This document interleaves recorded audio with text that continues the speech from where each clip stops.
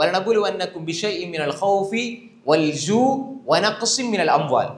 பொருளாதாரத்தில் அல்லாஹ் தஆலா சில கட்டங்களில் குறைபாடுகளை ஏற்படுத்துவான். பொருளாதாரத்தில் ஒரு மனிதன் இன்றைக்கு இருக்கிற நிலையில நாளைக்கு இருக்க மாட்டான். இன்றைக்கு ஏழையா இருப்பான், நாளைக்கு பணக்காரனா இருப்பான். இன்றைக்கு பணக்காரனா இருப்பான், நாளைக்கு ஏழையா இருப்பான். ஒரு மனிதனிடத்துல காசு பணம் இருக்குதுன்னு சொல்லி ஒரு மனிதன் நாம் கண்ணால பார்த்தது காதால கேட்டது எப்படின்னு சொன்னால், இந்த வருஷம் ஒரு ஜக்காத் கொடுக்கிறார் பல கோடிக்கு, அடுத்த 2 வருடங்களில் அவர் ஜக்காத் எடுக்கக்கூடிய நிலைக்கு மாறிவிடுகிறார். இது கண்கூட நம்ம பார்க்குற செய்திகள். அன்புக்குரிய சகோதரர்களே, அல்லாஹு தாலா தார அருள்கள் எங்கேயுமே அல்லாஹு தாலா ஜக்காத் கொடுங்கன்னு சொல்லும் பொழுது, அல்லாஹ் நீங்கள் செலவழிங்கன்னு சொல்லும் பொழுது உங்களோட பணம் அல்லாஹ் சொல்லவே இல்லை. என்ன சொல்லலாம்? அல்லாஹ் வமிம்மா ரஸக்னாஹும் யுன்ஃபிகூன், நாங்கள் அவர்களுக்கு கொடுத்ததிலிருந்து அவர்கள் செலவழிப்பார்கள். நாங்கள் கொடுத்தது அல்லாஹ் கொடுத்தது, அல்லாஹ் கொடுத்ததை அல்லாஹ் பிடுங்கி எடுப்பான். அல்லாஹ் கேளும், அல்லாஹ் கொடுத்ததை அல்லாஹ் பிடுங்கி எடுப்பான், அல்லாஹ் பறித்தெடுப்பான். அன்புக்குரிய சகோதரர்களே, பெரிய அந்தஸ்தோடு இருப்பார், திடீர்னு அல்லாஹ் அவரை இழிவுபடுத்துவான். இழிவா இருந்தவர் அல்லாஹ் கண்ணியப்படுத்துவான். ஆட்சியில் இருப்பார், அல்லாஹ் எடுப்பான். ஆட்சியில் அதிகாரத்தில் இல்லாமல் இருப்பார், அல்லாஹ் கொடுப்பான். எல்லாமே அல்லாஹு தாலா எடுக்கிறது, கொடுக்கிறது, பறிக்கிறது அல்லாஹு தாலாவுடைய கையில இருக்கிறது. சில பொழுது மனிதன் அவன் எப்படி யோசிக்கிறான்டா, அல்லாஹு தாலா எனக்கு தருகிற பொழுது, அல்லாஹ் தருகிற பொழுது கொஞ்சம் கொஞ்சமா தந்துகிட்டே இருப்பான். இவர் துவா கேட்டுக்கிட்டே இருப்பார், அல்லாஹ் தந்துகிட்டே இருப்பான். துவா கேட்டுக்கிட்டே இருப்பார், அல்லாஹ் தந்துகிட்டே இருப்பான். நிறைய சேர்ந்த உடனே இப்ப அவருக்குள்ள ஒரு எண்ணம் வரும், நான் இவ்வளவு சேர்த்து வைத்திருக்கிறேன். இவர் அல்லாஹ் இடத்துல கேட்டதை மறந்துடுவார், அல்லாஹ் தந்ததை மறந்துடுவார். நான் சேர்த்து வைத்திருக்கிறேன். அப்ப அல்லாஹு தாலா பொருளாதார தந்து சோதிப்பான், அல்லாஹ் எடுத்தும் சோதிப்பான். அன்புக்குரிய சகோதரிகளே, அல்லாஹ் இங்கு பொருளாதாரத்தை குறைக்கிறான் என்றால் அல்லாஹ் என்ன சொல்றான்? பொருளாதாரத்தை குறைக்கிற பொழுது ஒரு மனிதனுடைய மனோநிலை எப்படி இருக்கணும் என்றா, பொருளாதாரம் குறைகிறது.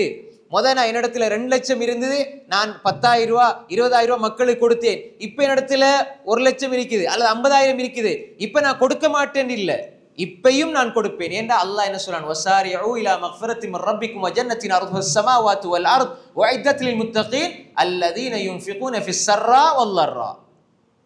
எப்படி? காசு இருந்தாலும் கொடுப்பாங்க, செல்வ செழிப்பு நிலையிலும் கொடுப்பாங்க, அதே மாதிரி அவர்களுக்கு கொஞ்சம் கஷ்டம் ஏற்படுகிற நிலையிலும் கொடுப்பாங்க. இது நல்லா புரிந்து கொள்ளுங்க. சஹாபாக்கள்ல நிறைய கொடுத்தவங்களும் இருக்கிறாங்க. என்னால கொடுக்க முடியலையே என்று சொல்லி போட்டு அந்த நாள் இரவில் போயிட்டு நான் எப்படியாவது வேலை செஞ்சு கொண்டு வந்து ஒரு பிடி ஈச்சம்பழமாவது கொடுக்கணும் என்று சொல்லி நினைச்ச சஹாபாக்களும் இருக்கிறாங்க. அப்ப எனவே அல்லாஹ் அங்க பார்க்கிறது என்ன? நான் நிறைய கொடுத்த பொழுது எனக்கு அவன் நன்றி செலுத்தினான், நிறைய கொடுத்த பொழுது எனக்காக கொடுத்தான், இப்ப நான் எடுக்கிறேன். இப்ப அவன் மனநிலை எப்படி இருக்கு?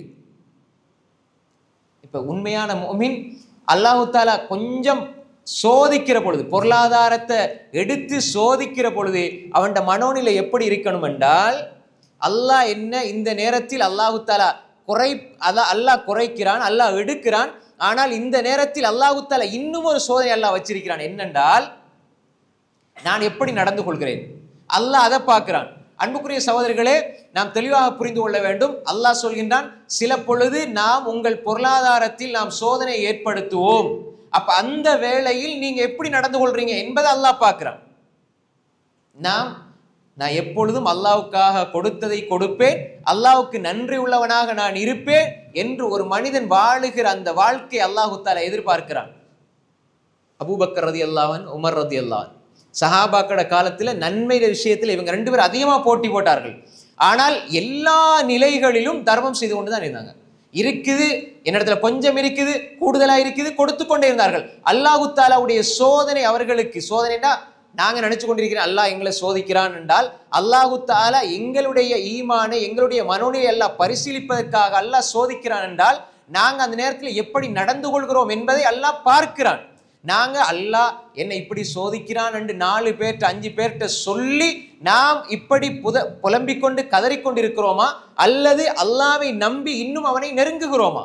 இப்ப எனக்கு இந்த நேரத்துல எனக்கு உண்மையில என்னால முடியாது, கொடுக்க முடியாது என்று இருக்கிற பொழுதும் ஒரு மனிதன் ஒரு ஏழைக்கு கொடுக்கிறான், உதவி செய்கிறான் என்றால், இந்த மனிதனை அல்லாஹு தஆலா வேறு விதமாக நிச்சயமாக கொடுத்து அல்லாஹ் கண்ணியப்படுத்துவார். அல்லாஹ் என்ன சொல்றான்? வல்லாஹு ஃபீ அவுனில் அப்த் மாதாமல் அப்து மா கானல் அப்து ஃபீ அவுனி அஹி. அல்லாஹ்வுடைய தூதர் சொன்னாங்க, ஒரு அடியான் இன்னொரு அடியானுக்கு உதவி செய்யும் காலம் எல்லாம் அல்லாஹ் இந்த அடியானுக்கு உதவி செய்வான்.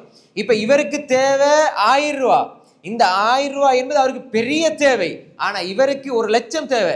ஆனால் அவர்கிட்ட இருக்கிறது 10,000. அந்த 1000 இவருக்கு தூக்கி கொடுக்கிறார் என்றால் இவருக்கு எது பெரிய தேவையாக இருந்ததோ அதை கொடுப்பது அல்லாஹ்வுக்கு கொடுக்க வேண்டிய ஹக்காக, அல்லாஹு தஆலா அவனுக்கு உதவி செய்வது அல்லாஹ் கடமையாக ஆகிவிடுகிறது. அல்லாஹ் என்ன சொல்றான்? மோமீன்களுக்கு உதவி செய்கிறது எங்கள் மீது கடமை. அது ரசூல் ஸல்லல்லாஹு அலைஹி வஸல்லம் சொன்னாங்க, வல்லாஹு ஃபீ அவுனில் அப்த் மா தாமல் அப்த் மா கானல் அப்து ஃபீ அவுனி அஹி. அப்படியே அன்புக்குரிய சகோதரர்களே, ஒரு மனிதன் பொருளாதாரத்துல குறைவு ஏற்படுதுன்னு சொன்னாலும் தன்னுடைய தகுதிக்கேற்ப தராதரத்துக்கேற்ப அவனுடைய தர்மத்தையோ அவன் கொடுப்பதில் இருந்தோ அவன் ஒரு பொழுதும் அவன் தூரமாக மாட்டான். அவனுக்கு இருப்பதை அவன் கொடுப்பான். அதுதான் அல்லாஹ் தஆலா சொல்றான், வயுசிரூன அலா அன்ஃபுஸிஹிம் வலவ் கான பிஹிம் ஹஸாஸா. அவர்களுக்கு தேவை என்று இருந்தாலும் அவர்களை விட அவர்கள் சகோதரர்களை முதன்மைப்படுத்துவார்கள், அவர்களுக்கு உதவி செய்வார்கள் என்று அல்லாஹ் தஆலா சொல்றான். இவர்களை பற்றி அல்லாஹ் சொல்லி இவர்கள் வெற்றியாளர்கள் என்று அல்லாஹ் சொல்கிறான். எனவே அன்புக்குரிய சகோதரர்களே, இப்ப உதாரணமா பாருங்க, நீங்க இந்த செய்தி அடிக்கடி நீங்க கேள்விப்பட்டிருப்பீங்க. அதாவது ஒரு அன்சாரி சஹாபி ரசூலுல்லாஹி ஸல்லல்லாஹு அலைஹி வஸல்லம் ஒரு விருந்தாளியை வீட்டுக்கு கொண்டு போய் அவர் சாப்பாடு கொடுக்கிறார். இந்த சாப்பாடு யார சாப்பாடு? அந்த கொடுத்த சாப்பாடு அவர சாப்பாடும் இல்லை, மனைவிய சாப்பாடும் இல்லை, பிள்ளைகளுக்காக வச்சிருந்த சாப்பாடு. இப்ப பிள்ளைகளுக்கு வச்சிருந்ததை கொடுக்கணுண்டு கட்டாய கடமை இல்லை, அவசியம் இல்லை. கட்டாய கடமை இல்லை, அவசியம் இல்லை. ஆனா இந்த இடத்துல அவருடைய நிலை என்ன தெரியுமா? அந்த மனிதருடைய நிலை என்ன? அவர் செல்வ செழிப்போடையா இருந்தாரு. அதாவது தனக்கு சாப்பிட்றதுக்கு இல்லை, மனைவிக்கு சாப்பிட்றதுக்கு இல்லை, பிள்ளைகளுக்கு வச்சிருந்த 1-2 பிடி கவல உணவுகள் என்பது எவ்வளவு வறுமையில் அவர் இருந்திருப்பார், எவ்வளவு வறுமையில் இருந்திருப்பார். இப்ப நாங்க எங்களுக்கு காசு இல்லை, என்ற கொடுக்கறதுக்கு என்ற சக்தி இல்லை, அதனால நான் தர்மம் செய்யலை, நான் கொடுக்க இல்லைன்னு நாங்க சொல்லுவோம் தானே. அதுக்கு காரணம் என்ன சொல்லுவோம்? வறுமையை சொல்லுவோம். இவர்கள் அல்லாஹ்வோட உதவியை பெறதுக்கு காரணமா வச்சது வறுமை. விளங்குதா உங்களுக்கு? நாங்க அல்லாஹ்வோட உதவியிலிருந்து தூரமாகிறதுக்கு வச்சிருக்கிற காரணம் வறுமை. ஏன்னா என்னால முடியாது, இப்ப என்கிட்ட ஒண்ணும் இல்லை, இப்ப கொடுக்குற அளவுக்கு என்கிட்ட ஒண்ணும் இல்லைன்னு சொல்லுவோம். அந்த சஹாபாக்கள் என்ன சொன்னாரு? என்னிடத்துல எனக்கு சாப்பிட்றதுக்கும் இல்லை, மனைவிய சாப்பிட்றதுக்கும் இல்லை, பிள்ளைகளுக்கு வச்சிருக்கிறத நான் கொடுக்க தயார். இப்ப அவர் கொடுக்கிறார். அல்லாஹு தஆலா இவருடைய விஷயத்தில் சந்தோஷம் அடைகிறான், ஆனந்தம் கொள்கிறான். ரசூலுல்லாஹ் அல்லாஹ் நேரடியா பார்த்து சந்தோஷப்படுற அளவுக்கு இந்த செயல் ஆகிருச்சுன்னா இது எவ்வளவு பெரிய ஒரு அருள். அல்லாஹ் திருப்தி அடைகிற அளவுக்கு இந்த தர்மம் ஆகிவிட்டதுன்னா இதை போல ஒரு பெரிய ஆனந்தம் உலகத்துல எது வேண்டும் சோதர்களே? நான் கொடுத்ததுல 4 பேர் பாராட்டிட்டாங்க, நான் செஞ்ச சேவையை, நான் செஞ்ச விஷயத்த 4 பேர் பாராட்டி எழுதிட்டாங்கன்னா உள்ளத்துல எவ்வளவு ஒரு சந்தோஷம் வருது. இதெல்லாம் தாண்டி என்ற ரப்பு இதை பார்த்து திருப்தி கொண்டாண்டு உலகத்துல ஒரு மனிதனுக்கு தெரிய வருதுன்னா அது எவ்வளவு பெரிய விஷயம். அது எங்க இருந்து கிடைச்சது? முடியாது, வறுமை, கஷ்டம். ஆனால் ரசூல் ஸல்லல்லாஹு அலைஹி வஸல்லம் இப்படி ஒரு அழைப்பை சொல்றாங்க, அழைப்பை செய்யறாங்க. நான் இவரை அழைத்து கொண்டு உணவு கொடுக்கிறேன். அந்த வறுமையில் இருந்து வெளிப்பட்ட தர்மத்தின் விளைவு என்னண்டா? அல்லாஹ்வுடைய ஆனந்தம். அல்லாஹ் பார்த்து சிரிக்கிறான், மகிழ்ச்சியால் அல்லாஹ் இதை பொருந்திக் கொள்கிறான் என்றால் எவ்வளவு பெரிய அந்தஸ்து. எனவே இந்த சோதனையில் அவர் சித்தி அடைந்தார். பொருளாதாரம் குறைக்கப்படுகிறது, ஆனால் அங்கே அவர் சித்தி அடைகிறார். அவர் இன்னும் அல்லாஹ்வுடைய அன்பை பெற்றுக் கொள்கிறார், அதிலிருந்து அல்லாஹ்வுடைய அருளை பெற்றுக் கொள்கிறார். இன்னும் சிலர் அல்லாஹ் சோதிக்கிற பொழுது எப்படி 5 நேரம் தொழுதுகிட்டு இருப்பார், நோன்பு பிடிச்சு கொண்டிருப்பார், இபாதத் செய்து கொண்டிருப்பார், வணக்க வழிபாடுகளோடு இருப்பார். ஆனா கொஞ்சம் பொருளாதாரத்துல குறைவு, வருமானத்துல குறைவு ஏற்படும் பொழுது கொஞ்சம் இபாதத்தும் குறைய ஆரம்பிக்கும். ஏன் பள்ளி பக்கம் வந்துட்டு இருந்தீங்க, இப்ப பள்ளி பக்கம் காண இல்லையே, என்ன நான் தொழுகிறதுனால என்ன நடக்குது? ஏதாவது பாமரத்தனமான பேச்சு இது. நான் தொழுகிறதால என்ன நடக்குது? ஒண்ணுமே நடக்குது இல்லை. பாருங்க, காபீர்கள்லாம் எவ்வளோ அழகா வீடு கட்டி எவ்வளோ வீடு வாகனத்தோட வசதியோட இருக்கிறாங்க. நாங்க 5 நேரம் தொழுகிறோம், எங்களுக்கு ஒண்ணுமே நடக்குது இல்லையே. அப்ப நம்ம நினைச்சது என்னன்னா நாங்க தொழுதா அல்லாஹ் தரணும்ண்டு. இதை யூசுப் அலைஹிஸ்ஸலாம் நினைக்க இல்லை. நான் உண்மை பேசுறேன், அமீனா இருக்கிறேன், ஆனா சிறைச்சாலைக்குள்ள இருக்கிறேன். யூசுப் அலைஹிஸ்ஸலாம் அப்படி நினைக்க இல்லை. மூசா அலைஹிஸ்ஸலாம் ஊரை விட்டு நான் எப்படியாவது என் உயிரை பாதுகாத்து நான் மதியனுக்கு ஓடி போகணும். மூசா அலைஹிஸ்ஸலாம் அப்படி நினைக்கல. நான் நபியா இருக்கிறேன், நல்லதை சொல்ல வந்திருக்கிறேன், ஆனா என்ற நிலைமை ஊர்லயே வாழ முடியாத நிலை, அப்படி நினைக்கல. இப்ராஹிம் அலைஹிஸ்ஸலாம் நான் சத்தியத்தை சொன்னேன், என்ன தூக்கி நெருப்புக்க போறீங்களா அப்படி நினைக்கவே இல்லை. அவங்க எல்லாம் நினைச்சிருந்தா இஸ்லாத்தை அவங்க சொல்லியிருப்பாங்களா? நாங்க ஒரு 5 நேர தொழுகைய தொழுது போட்டு நாங்க நினைச்சது நடக்க இல்லைண்டா அல்லாஹ் விட்டு தூரமாகிறோம்டா.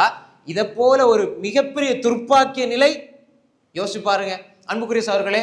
அல்லாஹ் நேசிச்ச கலீலுல்லாஹ் இப்ராஹிம் அலைஹிஸ்ஸலாம் நெருப்புக்குள்ள தூக்கி போடப்படுறாங்க. அல்லாஹ் நேசிச்ச முஹம்மது ஸல்லல்லாஹு அலைஹி வஸல்லம் அவர்களோட வாழ்க்கையில் அவர்களை போல எவ்வளவு பெரிய சோதனைகள் ஒன்றன் பின் ஒன்றாக சோதிக்கப்பட்டார்கள். பிள்ளைகள் 7 பிள்ளைகள் 6 பிள்ளைகள் தான் உயிரோடு இருக்கும் பொழுது 6 பிள்ளைகளையும் இழக்கிறாங்க. மிகப்பெரிய வலி. ஒரு தாயும் தந்தையும் உயிரோடு இருந்து பிள்ளை மரணிக்கிறத பார்க்கிற வலி, அதை உணர்ந்தவர்களை தவிர வேற யாராலும் அதை உணர முடியாது. 1 அல்ல 2 அல்ல 6 பிள்ளைகள் தன்னை தாய் தந்தை எல்லாரையும் இழக்கிறாங்க. அல்லாஹ்வுடைய தூதர் ஸல்லல்லாஹு அலைஹி வஸல்லம் அப்ப அவங்க கேட்கலையே, யா அல்லாஹ் என்ன இப்படியெல்லாம் நீ ரஹ்மத்துல் ஆலமீன்னு சொல்லி போட்டு என்ன எப்படி சோதிக்கிறே யா அல்லாஹ்னு கேட்கவே இல்லை. கடைசி வரைக்கும் மௌத்து வரைக்கும் என் வாழ்க்கையில சோதனை இருக்கும், கஷ்டம் இருக்கும் என்பதை உறுதியா நம்பியிருந்தார்கள் ஸல்லல்லாஹு அலைஹி வஸல்லம். அதுதான் ஈமான், அதான் உறுதியான நம்பிக்கை. எனவே பொருளாதாரத்தில் அல்லாஹ் தஆலா குறைவை ஏற்படுத்துகிறான்டா, எங்கட நம்பிக்கை இன்னும் அல்லாஹ்வை நோக்கி போகணும். ஏண்ட பாவம் தான். சில அறிஞர்கள் சலபு சாலிங்களை பற்றி சொல்லும் பொழுது, தன்னுடைய வாகனம் குதிரையோ ஒட்டகமோ கொஞ்சம் அவருக்கு கட்டுப்படாம கொஞ்சம் முரடுத்தனமா நடக்குதுன்னா அவங்க உடனே என்ன தெரியுமா நினைப்பாங்க, என்னுடைய இபாதத்துல கோளாறு, நான் நேற்று என்னுடைய இபாதத்துல சரியான முறையில முழுமையா பேணுதலா கவனம் செலுத்தவில்லை. அதே மாதிரி அடிமைகள், அதே மாதிரி வாகனம், அவர்களுடைய மனைவி, ஏதாவது ஒரு முரண்பாடு தெரிஞ்ச அவர்களுடைய இபாதத்துல சந்தேகம் வைப்பார்கள். நாங்க எங்கட இபாதத் சரியா பிழையா, ருக்கு சரியா சுஜூத் சரியா, அதை பத்தி யோசிக்கிறது இல்லை. அல்லாஹ் என்னோட இரக்கம் இல்லை. ஏன் இரக்கம் இல்லை? எனக்கு ஒன்றுமே இந்த சரியாது இல்லை. 40 வருஷமா வேலை தேடி தேடி சரியாது இல்லை, சரியான வேலை கிடைக்குது இல்லை. நாங்க ஆனா அல்லாஹ் மூச்சு விடுறதுக்கு அந்த அவகாசம் தந்திருப்பான். எத்தனையோ பேர் வைத்தியசாலையில போய் பாருங்க, எப்படி மலம் கழிக்கிறார்கள், எப்படி சிறுநீர் கழிக்கிறார்கள். கண் பார்வை இல்லாதவர்கள், கிட்னி இல்லாதவர்கள், ஹார்ட்ல பிரச்சனை உள்ளவர்கள், நடக்க முடியாதவர்கள், எத்தனை பேர். எங்களுக்கு அல்லாஹ் ஆரோக்கியமான உடலை தந்திருக்கிறானே, நாங்க யோசிச்சு பார்த்தோமா? இதுக்கெல்லாம் நன்றி செலுத்துவோமா? பார்க்கிற பார்வை, கண் பார்வை, இதற்கு நன்றி செலுத்துவோமா? அன்புக்குரிய சகோதரர்களே, அல்லாஹ்வுக்கு குற்றம் சொல்லுகிற அளவுக்கு ஒரு மனிதனுடைய ஈமான் பலவீனப்படுமாக இருந்தால் அந்த மனிதன் அந்த இடத்திலே தோற்று போகிறான். இப்ப என்ன நிலைக்கு அவன் வரணும்? எந்த ஒரு கஷ்டம் வந்தாலும், பொருளாதார ரீதியா நான் சோதனைக்கு உட்படுத்தப்படுகிறேன், என்னிடத்துல இருந்த காசு பணத்துல குறைவு ஏற்படுது, தொழில்ல அதே மாதிரி வருமானத்துல முன்னைய விட குறைவு ஏற்படுதுண்டா, எப்பொழுதுமே சோதனை அதிகரிக்க அதிகரிக்க உங்களுடைய பாதை அல்லாஹ்வை நோக்கி விரைவாக இருக்கணும் என்பதை சலஃபு ஸாலிஹீன் சொல்வார்கள். எனவே அன்புக்குரிய சகோதரர்களே, அல்லாஹ் சொல்கிறான், வலனபுலுவன்னக்கும் பிஷைஇன் மினல் ஹௌஃபி வல் ஜூஇ வ நக்ஸின் மினல் அம்வாலி வல் அன்ஃபுஸ். உயிர் சேதம் என்பது அல்லாஹ் நீங்க நெருக்கமாக இருக்கிற பலரை உங்களோட வாழ்க்கையில நல்லா எடுத்திருப்பான். இது ஒரு பெரிய சோதனை. நெருக்கமாக இருக்கிற பலரை அல்லாஹ் எடுத்திருப்பான். இது அந்த குறித்த மனிதனுக்கு யாரை அதிகமாக நேசித்தாரோ அந்த நேசிக்கப்பட்டவர் உலகத்தில் இருந்து எடுக்கப்பட்டால் அந்த நேசிக்கக்கூடியவர் ரப்போடு எப்படி நடந்து கொள்கிறார்கள் என்பதை அல்லாஹ் பரிசீலிக்கிறான். உண்மையா ரொம்ப கடுமையா நேசிச்ச ஒரு பிள்ளையை இழக்கும் பொழுது அவனோட உண்மையான ஈமான் வெளிப்படும்.